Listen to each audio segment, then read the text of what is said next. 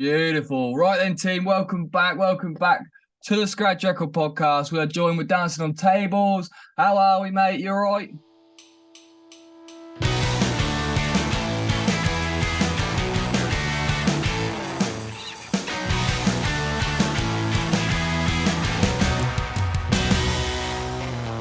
Hello, I'm all good, thanks, mate. All good. How are you guys? Yeah, man. Not Yeah. bad. Not Yeah. bad. Chilling, recovering. Chilling. Yeah. Feel like we're on a Heavy bit. weekend. Yeah. Yeah, you and me both.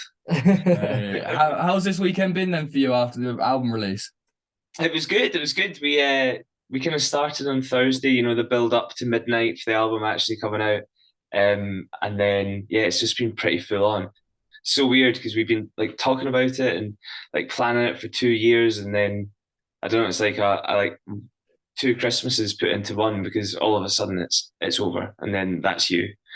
Now it's Monday, and you're like, shit, what do we do now? Yeah, what's like the next crack? Yeah.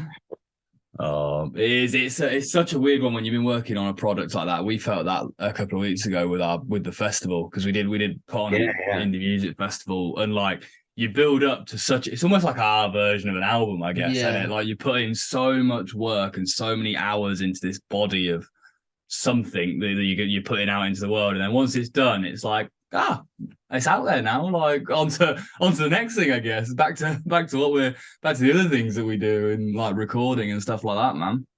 And I think it's weird for us because some of the songs like are so old now. Like some of them were written like over 3 years ago that have just come out and are just brand new songs for everybody in the world, apart from the five of us. So like now we're just buzzing because now all these songs that we've been dying to play every gig that we do, we now actually can play because people actually know them, rather than just a little kind of self-indulgent track in the middle of a set that everyone's like, oh, they're doing new stuff again. New stuff.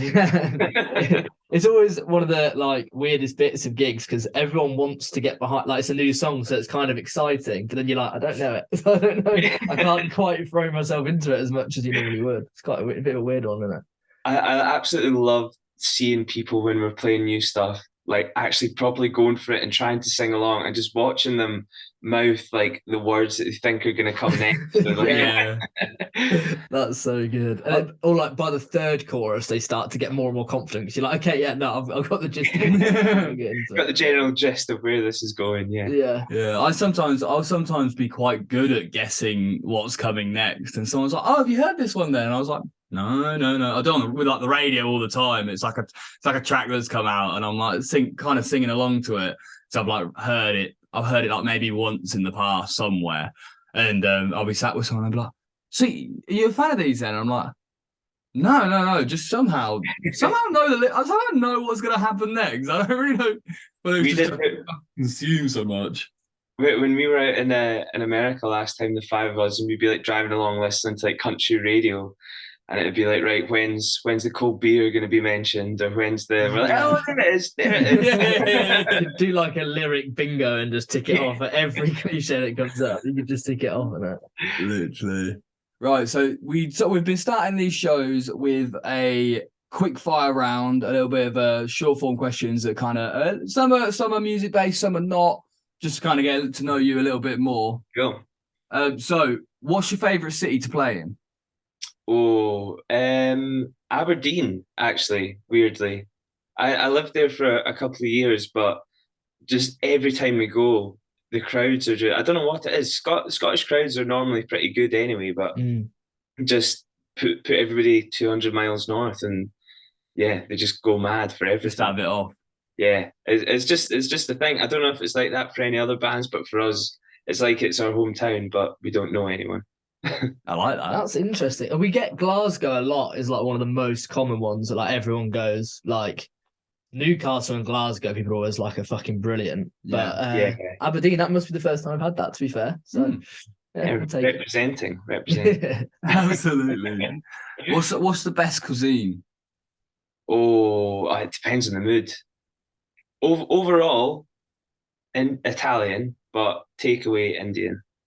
Oh, see, I like that. I think I could lean to agree with that. Yeah, because Italian is the best, but like getting a good pasta or something takeaway, it just doesn't quite carry when it's delivered, does it? To be fair. No, and like I really like cooking pasta and stuff. So when I go out, if it's going to be like, it needs to be really good to be better than like what I What make you do. myself. So, Yeah. but I just, you couldn't make yourself a good proper curry. So I don't know. Yeah. Yeah, it depends on the.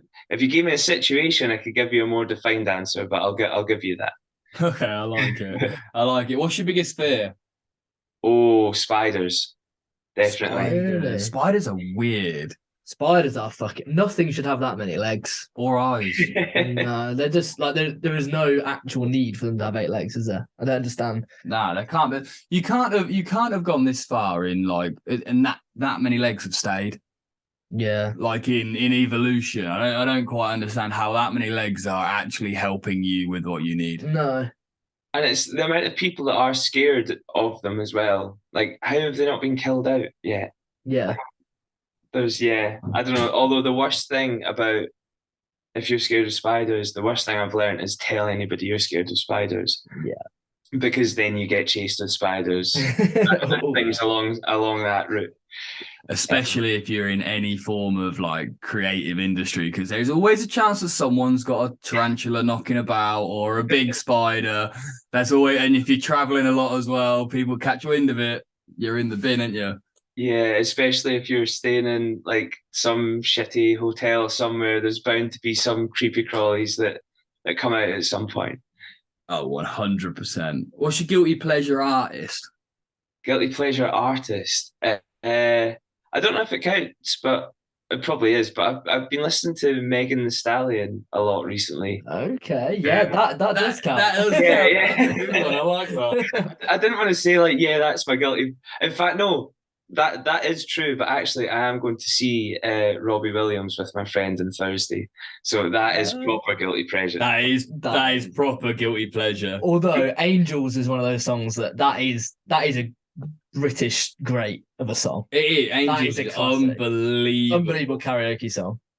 You have to be confident getting on stage to actually sing that when it's your song, considering like you can look out the crowd and know everybody in that crowd's done it at karaoke at some Exactly. Yeah. You have all those people are analysing your own performance, even though it's your song. Yeah, that's Megan Thee Stallion and Robbie Williams are both good answers to that question, actually. I quite like Megan Thee Stallion, man. They've got a duet in them at some point, surely. That would be one of the weirdest crossovers ever, wouldn't it? I could see it happening though. Yeah, Robbie Williams, he's got to come out with something. He's got to come out with something new that's got to modernise himself. Yeah, he's irrelevant. Yeah, he needs to have something to go get down with the kids. I mean, when Jose Mourinho was in Stormzy's latest music video, I'm now like any collaboration can happen. Like, that is there's no seen that. Have you not seen it? No. Stormzy's got a lyric in his new song about Jose Mourinho, and then he released a music video, and he's just in it. I'm like, of course he's fucking it. How are those two people now like? How does that friends? world collide? Yeah. How does that even begin to become a thing? But now that collaboration has happened, I'm like, that's nothing else can surprise you. I don't think anything can surprise me nowadays anyway, just with the way the world goes in like content and things on the internet nowadays that go crazy viral. Like anything is feasible. Yeah, true. It's become quite a thing that I've seen quite a few artists like use the actors and music videos and things to kind of try and get that crossover. But Stormzy using a football manager is certainly a new one. If we tried that, we'd end up with like the most D-list people ever. Like the manager of Aberdeen and being like, literally. Yeah. Love it. Joy Division or New Order? Oh, New Order, to be honest. If I'm honest, I'm not massively into either, but from the songs that I know, definitely New Order. Yeah, okay. About that. Noel or Liam Gallagher? Noel. Liam's a knob. Liam's a knob. Unless he wants us to support him somewhere, in which case, and then he's fucking brilliant. What I actually think was. Love it. And what can't you live without? Can't live without. Oh, this is just music. There we go. The stereotypical answer, but I'd get. I'd never mind living without. I can't drive without music because, I just get so bored when yeah, music I overall. really thought you were going along another segue of something because you were just like, I can't drive, and then you paused, and I was like, relevance? Just dropping that in. Just like, yeah, I can't drive. Can't drive.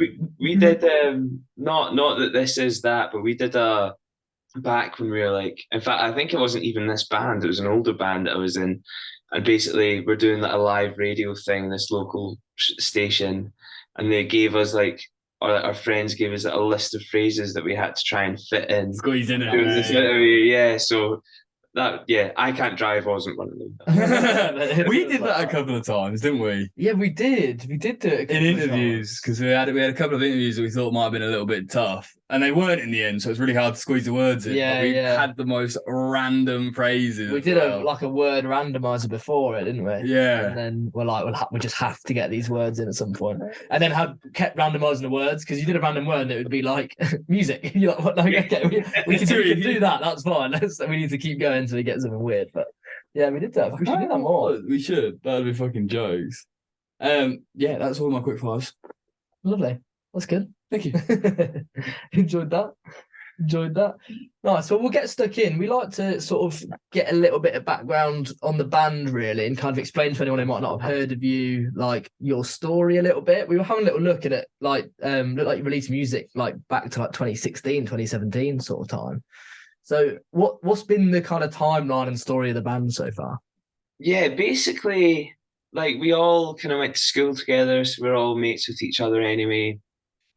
And then we came out of school, and then yeah, we like technically we did start dancing tables back then, but we kind of treat it as like a before we actually took it seriously, and then post actually took it seriously. So yeah, we have literally known each other for, like, Hamish the guitarist, we grew up across the street from each other. So we've been doing stuff as the five of us forever. But yeah, we just kind of, after a few years post school, we're like, no, actually, like we could be quite good at this. Let's genuinely try and give this a go. So that was maybe, I don't know, like 4 years ago now.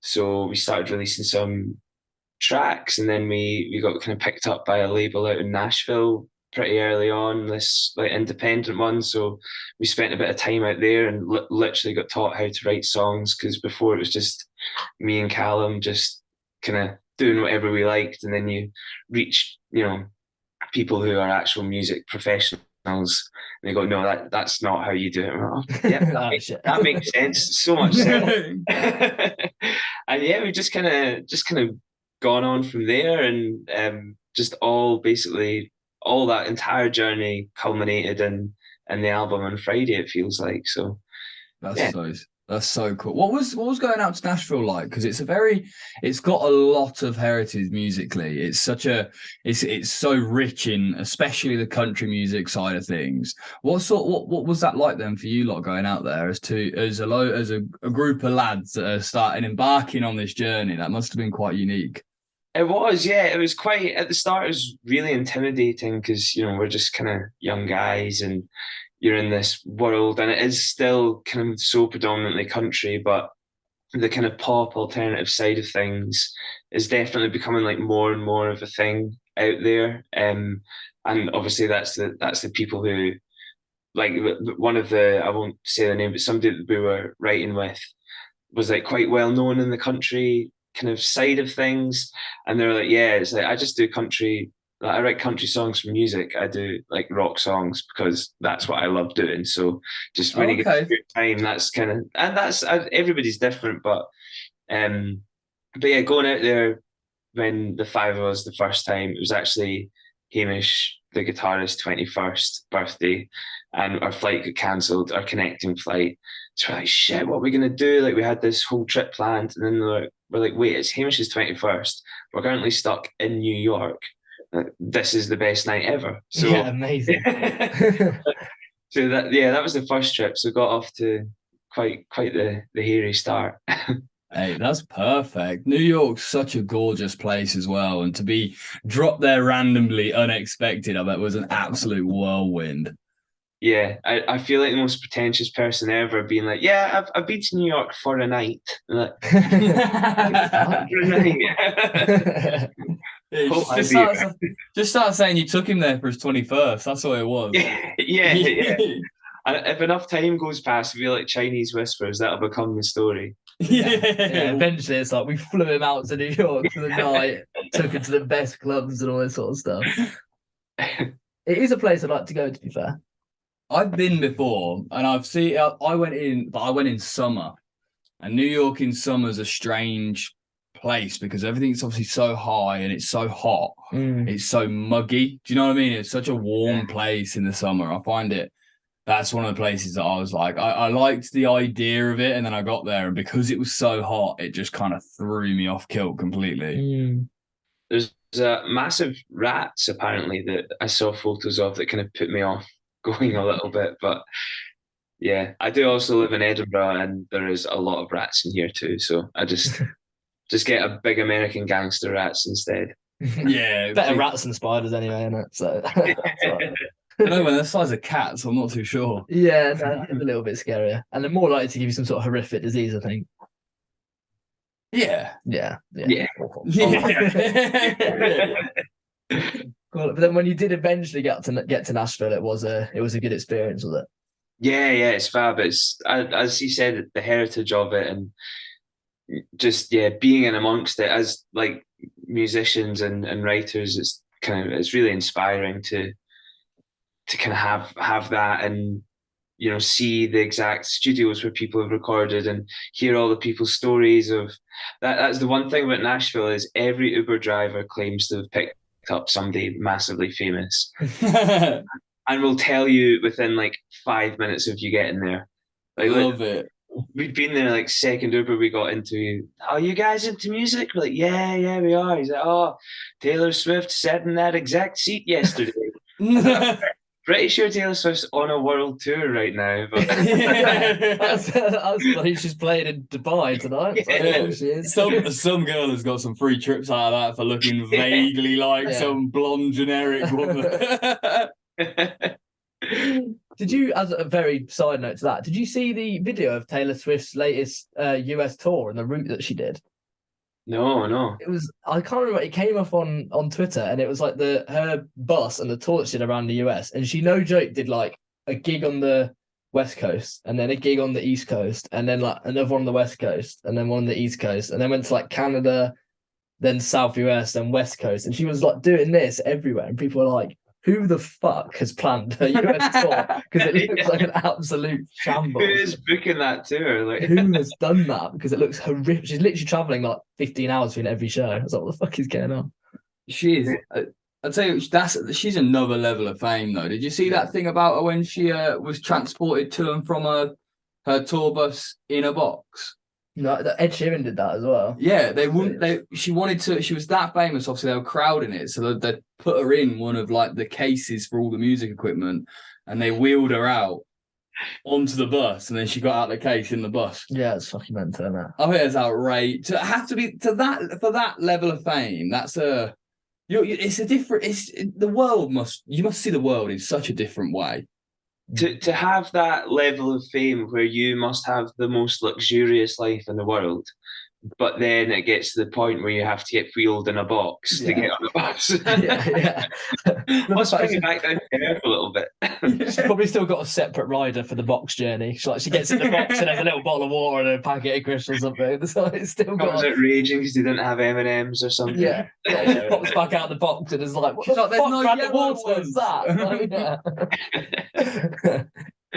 Did you actually play any gigs and stuff while you're out there then, or was it just more like a writing session? No, we did a couple of shows, but it was more for kind of like industry people and like. Okay, yeah. To be honest, like it was an amazing experience, and to be able to say that we played out there, but like playing industry gigs and every single person is as far away from the stage as they can, and they're all standing with their arms folded, and you just can't get any form of feedback or feel when you come off, and you just get, that was really good, well done. Yeah, you would have said that anyway, though. That one. No real vibe for it, is there? That must have been like, they are a weird concept, really, aren't they? Because to me, like the only way of judging a band when you go see them live, like there is music quality, but so much of it is atmosphere and like the live experience. So to like see you play live and then have to kind of judge it from an industry perspective must just be like very difficult.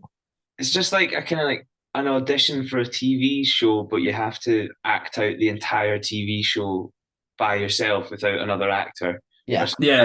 That's how you're judged. Like it's never going to be the same, but yeah, you just have to give it your all. It's literally like having a comic, but no one's laughing. Yeah, no one's allowed. Do you know what I mean? Like no one's allowed to laugh. Exactly that. You can't get. And as being a music professional in that world, you just got to be able to catch a proper vibe. Must just be fucking pointless. Yeah. I always think, because you can see them in normal gigs, you kind of get a vibe of who are the people who work in music at normal gigs, because they sit there in a dark, gloomy corner. They always look a little bit shady, and they're standing there. They've got a hat down or something like that.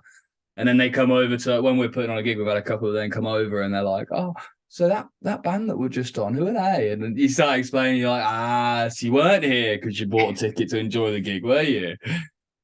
You always know the industry people who do actually like you, because they're the only people in this level of music anyway who will buy you a beer. Yeah. Oh wait, hang on, something's there's a catch. Yeah, what do you want to talk about? I've seen the prices of pints in here. You're not doing this for fun. just transfer me to £6, actually, mate. Literally. I'd rather have that.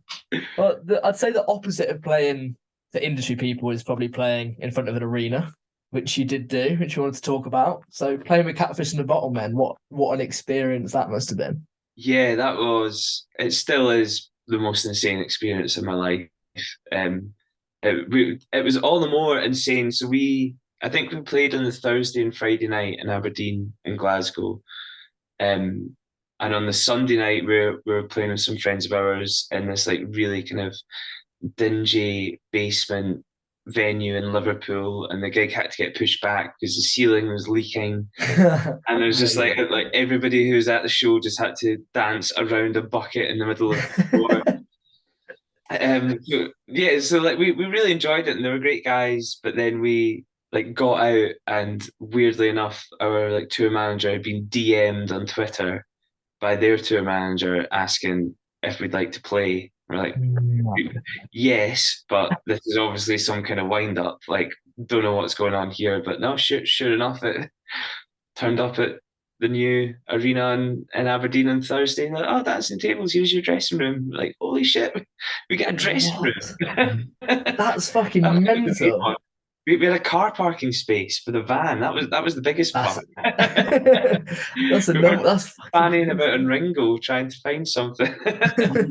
So yeah, it was all that kind of the 5-day gap made it like all the more whirlwind. But it was great, and the crowds. You know, we also then it's that worry as a support that the shows are going to be empty, but felt really full, and people seemed to really enjoy it. And we had a couple of beers with them after, and they were really nice guys as well, because they had been playing for like 12 years at this point, so they'd kind of done the rounds that we've done, and you do all these small where the roof's leaking before the show and stuff like that.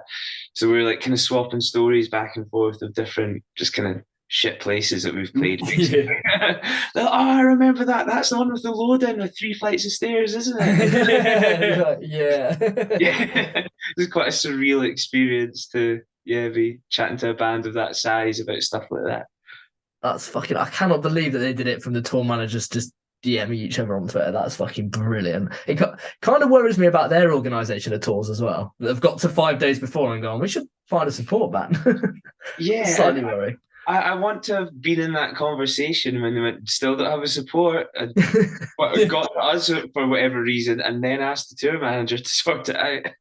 That's fucking great. Did they say, like, was that the band that kind of knew of you guys then, or was that the tour manager that decided? Like, how did they actually pick you up? So we found out that it's a promoter down in London, a guy called Steve Tilley. Like, he's like kind of big wig in music, but he's like the nicest person you'll ever meet.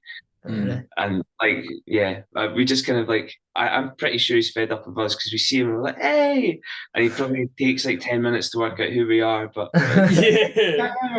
but it worked because he apparently sent over, they got a last minute call for whatever reason they hadn't supported the supports, sorted the support, sorry.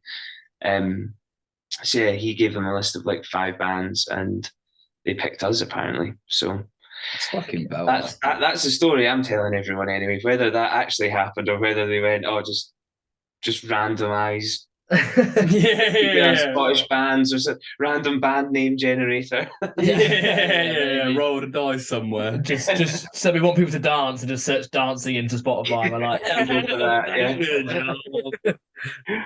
no, I'm sure not. Did you feel like particularly nervous before it, or was it more like excitement? Because that's a hell of a arena. Even with no people in it, an arena would be daunting to play. So when there's thousands of people, yeah, it was really nerve-wracking, but it was like waves. We got there and it was like, oh my God, but then kind of we settled in, warmed up a little bit, a couple of beers, had a laugh and felt fine.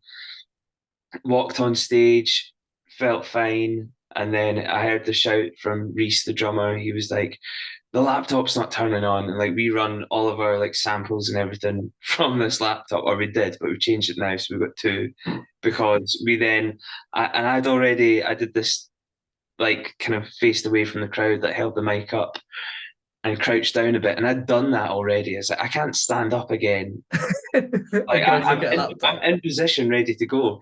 So basically, when they were setting the stage up, somebody had kicked the charger out of the laptop by accident.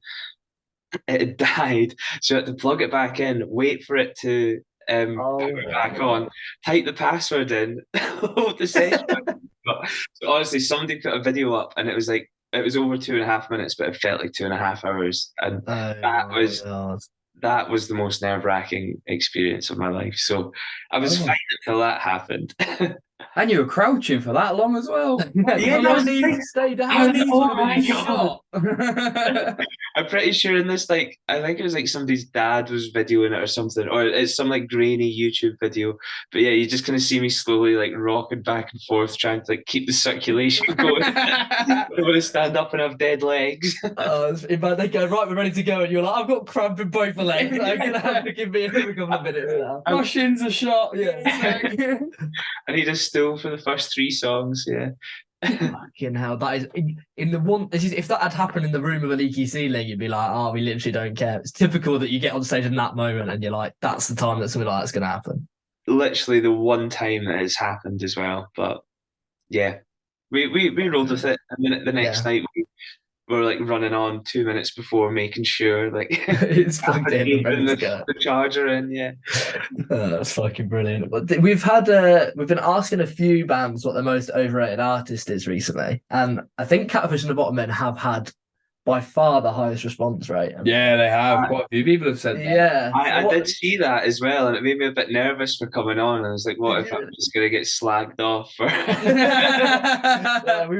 We won't put you through it, but I thought it'd be a good opportunity to have some nice words said about them. So I'm glad that you've said that they're really nice people, and I mean, to me, their first album is absolutely iconic for me. I love it. I think their music is British iconic. So I think a lot of people have the same.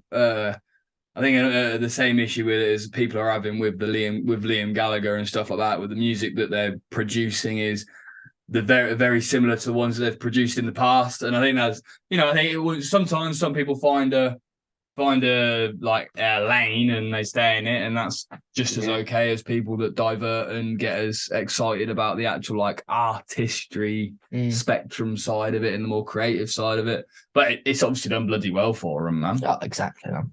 Yeah, I would put anything anybody wanted out if it let me headline a gig like that. So 100%. I think that's the key argument. Like, if that was me and I put out like that first album and it went that big, and then they were like, we could just do that a couple more times, play the biggest venues around the world, tour with your mates for 10 years, and then kind of call it a rest at the end of it, I'd be like, yeah, I'll take it.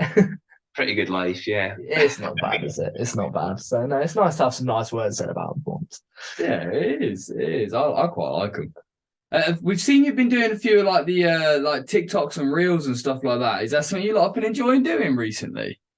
We're trying to. I actually do, but it's more like basically Reese now does all the TikToks because before when it was me, and I'm so bad for like I'd get into it and I'd have all these ideas and then it'd get to 8 o'clock at night and I'd be like, oh shit, I've not done a TikTok again. Yeah. But yeah, it's something we spoke about it. We're like, right, we're gonna like if we're gonna go for it, we have to go for it. Like there's no point half-arsing it in something like TikTok. Just like nobody's gonna care, nobody's gonna enjoy. So yeah, we just try and film as much. We do a lot of stupid shit anyway. Yeah. So may as well just film it and put it up for other people to see and see what sticks. And our most viewed one is just Hamish looking up at one of these weird service stations, rolling a fag and just going, "What the fuck is that?" Which, yeah, you put all this effort in, and that's a little throwaway clip that everybody seemed to enjoy. So, yeah, we've always said it, like it is always the stuff that is the least effort that does the best views, man. Like it's just it's to be honest, it's a consistency over quality really on these sort of platforms. If you're constantly putting stuff out, something's gonna stick, innit? Yeah, it's just like as a musician, like you can complain about social media and TikTok and stuff like that, but it's not changing. It's the industry that you're in. Like you either learn to live with it or you ignore it, and somebody else is going to overtake you and get what you want. So yeah, I've learned to really enjoy it. I think it's key, like you said, that at the end of the day, like you're a band of mates that are doing cool things and playing shows and having a laugh while you're doing it. So it's like even if all you do at the basic level is capture a little bit of that and post it for people to see, then like why not kind of thing. Like if you're doing it anyway, and then you could start doing more planned stuff and more kind of written stuff and more like TikTok-y content if you want. But at the very least, people do it seems a simple concept, but come to a gig with us and watch us play it's interesting to people. Like the average person doesn't get to go on stage and play a gig. So even just seeing that process of driving a van up to a building and carrying your stuff in, loading in and playing a show is like, oh fuck, that's really cool. So I think it's nice that a lot of bands are getting behind it and just putting up even at a basic level. So I think it's good. Yeah, and it does. And as you made a good point there, like it's kind of our life and we're so used to it, all the kind of loading in and sound checking and everything. But yeah, people probably don't actually know that whole experience. So I'll remind myself of that next time I'm going through a mind-numbing sound check. Just yeah. Somebody will enjoy this. Yeah, next time you carry an amp up 3 flights of stairs, just go. So some people I enjoy this as a concept. So 92 likes, yes. Yeah, it is funny. I think you've got to keep the faith as well, because you can put. I say it is quantity, but then it means that you do then post a lot that does get nothing, and you have to keep kind of like going with it. And then when one does catch, it's like, oh yes, it justifies it all a little bit. But yeah, it's and it's just like it or hate it. It's just the world that we're in. Yeah, but no, it's good. I've also got into not very many. So like, but basically, I started like I got really into TikTok, and then I was like, I'm going to waste all my time on this thing. So I just get like we have a little chat where we just send each other funny things, and like this is my prime way of like digesting this platform is just being sent stuff by people, not an algorithm. People going, Robbie will find that funny. Yeah. It is nice. As much, but it's all fucking funny. Yeah, it is good.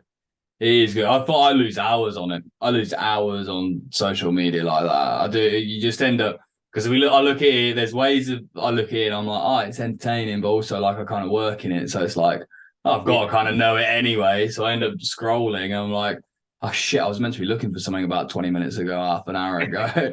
I'm now stuck. I'm watching a fucking There's a few videos I've seen recently of like there's a video of a dog like just like running its head along the floor. I think I said to you it. I don't think so. And and I watched it and I was like, how have I got here? I'm meant to be looking at podcast clips. What am I doing?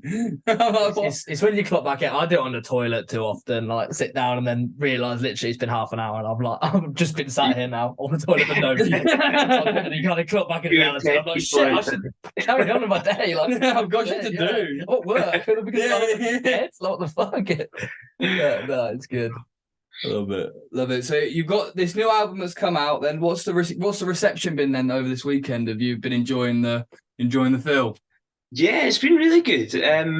It's, as you say, like you build up for so long, and it is that nervousness of what are people gonna think. But like we put 2 singles out before, and they seem to have gone down really well. So we were like pretty, we're pretty confident. But the main interesting thing has been like looking at the streaming numbers and seeing like what songs people, if they've not just played the whole album, like what songs are they going back to and listening again? Or so there's like 2 album tracks that are way above the rest of the album tracks.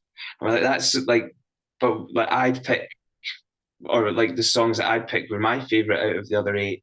The rest of the boys would have 2 others. So actually seeing what our fans have kind of naturally gone for, but we've not, we've just put it out. We haven't said stream this while you're there. It's just here's the album, and kind of 2 of them have bumped above the rest, which has been, from like our point of view, been so interesting because you get a representation of who your fans actually are rather than trying to guess, are they going to like this or not? Or yeah, it's been good though. Overall, it's been fab, and yeah, it's just such a surreal feeling now because rather than saying like, oh, and yeah, we have this song called Letters, and yeah, I know that.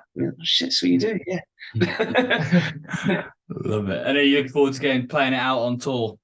Yeah. So we're going on tour end of November. We've got another 6 or 7 dates across the UK. We were just down in London and Bristol Nice. a couple of weekends ago. So we're doing one last Glasgow show in Scotland to end the year, and we're doing kind of, we've got like Birmingham, Manchester, Liverpool, Sunderland. I don't know. We've got 2 posters for that thing. Yeah. You don't need me. You know how to find it. Yeah. Sunderland's an interesting choice. Yeah, I've never been to Sunderland. It was a promoter friend of ours who's in the north. And basically, we were just, I kind of booked these dates before we were kind of in between agents. We're like, right, we'll just book it because then it's done, and I could then find out why a booking agent is somebody's actual full-time job and why Taylor Swift ends up going from one coast to the other. Yeah, the most stressful thing I've ever done in my life. But yeah, we then Sunderland on the way back home was a nice natural stop. So yeah, we'll see. I've never been though. No, I like it. That's what it's all about. I mean, we're from Northampton and we're trying to get more people to play here because you wouldn't think to. So I think it's always nice when I look at tour posters and people are playing like somewhere different. I'm always like, that's good. I'm glad people are starting to like play different places. I mean, Sunderland's a bigger place than here, so much bigger. People are doing something a bit different, so that's cool. I like it. To be honest, where is Northampton? Question. I'm sorry for asking that. I'm sorry, but the M1 going down, right? Don't go as far as Luton. Right. Come back from Milton Keynes. Northampton's one just before it. Yeah, it's like an hour north of London, bit south of Leicester, it's east of Birmingham, west of Norwich. It's in that it's proper. It's in the fucking middle. We're essentially slap bang in the middle of the country, really, of England. Like it is. It is actually. It's somewhere around here that is the furthest point away from any coastline in the. I don't know if it's UK or England or probably UK. Right, yeah. You are the furthest away from the coast near us, so it is literally in the middle of the country. Shit. That's going to come up in a pub quiz at some point in the next couple of years. I'm going to be like, yes. What's the most central point of the country? Northampton. Love it. Right. Well, so what we do like to wrap up the end of our episodes, we've been doing a we've been doing like a shout out segment where we shout out a band that we've been listening to that maybe hasn't really been getting as much publicity of what they deserve. So is there anyone that you're listening to at the moment that you think needs a little bit more publicity than what they're getting? Oh, that's a very good question. We played with two bands at the weekend there who were supporting us in London and Bristol. One's called Stay Lunar, another were called the Manatees. And yeah, I kind of my pre-gig ritual, like I'd hate seeing the crowd, and I'm just always kind of away before, but just kind of where the rooms were meant I got to actually properly listen to their set. And yeah, good. So good. So Both of them get a big thumbs up from us. beautiful. I like that. That's good. Joe, have you got one off the top of your dome? What? I'm saying dome. Off the top of your dome, like I spent a long time. Sorry, I know, man. I know. I'm sorry. I'm sorry for picking up on it, but I couldn't. I'm sorry. Very Monday. Very Monday. It's very, man. It's very. I'm spoken into microphone so much. We recorded like 6 or 7 interviews in one day on Saturday, so now I feel like neither of us can talk anymore. It's like used all your words for the month. Yeah. I'd like to shout Rolling Thunder out because I don't think we have done yet, and they've released a new song, and they're very good friends of ours, and they're a Northampton band, and we absolutely love going to see them. And they've released a new song called Sunny's Song, which is funny because it came out and we both were like, we know every word because we've been seeing them so many times. It's like a couple of years. They've played it live every time, so you get to know it so quickly. But it's a fucking quality song, to be fair. And they're one of the only local bands that do play regularly locally. So like whenever there's anything on, we're just like, oh yeah, perfect. Something's on in Northampton. Oh, Rolling Thunder are playing again. Yeah, perfect, amazing. It'll be good fun. There's always a few beers going around when they're playing, so it's always quite nice. But yeah, the new song's really good. They're well worth checking out. Music is really fucking good as well, and the new song is good. So yeah, worth checking out. And then I'll probably go shout out the Cartoons.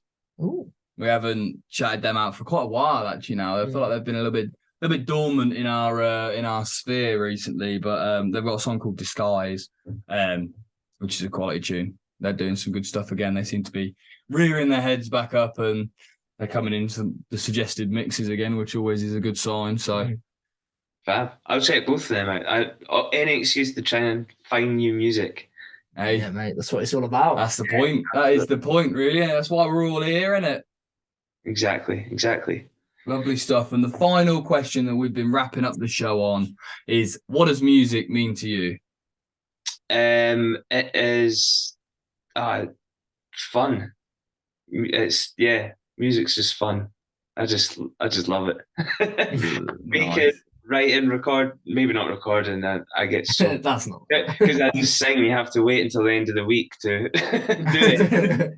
But definitely playing. Yeah. So fun. Well, I love that. It's a lovely answer. It's been quite interesting actually, because we do get. You think everything's going to be like similar, but you get very different answers. Very different answers. It's quite nice. What kind of negative stuff do you get? Like, not so much negative stuff, but there's been a lot of positive, but positive for different reasons. Yeah, people just pick out a different element. Like no one has said fun. Like that is like a new, which is it always seems obvious what people say, but it's that is like a new thing every time someone just. It's always a similar thing, but just words it a different way. But it's nice. It means a lot to a lot of different people in different ways. My other one was going to be debt, so yeah. Don't worry about that one. Yeah, we'll skim over that one. I mean, nice one, guys. Well, thank you so much for having me. It's been such a good laugh. Anytime. Thank you, Robbie, mate. It's been an absolute pleasure having you on. And if you haven't listened to Dancing on Tables yet, then please make sure you go and check them out. If you're still listening to the podcast, so make sure you like, subscribe, leave us a rating, and thank you for your time, Robbie. It's been an absolute pleasure, mate. Thank you. All the best, boys. Nice. Thank you. And take care of yourselves. We love you all. Peace.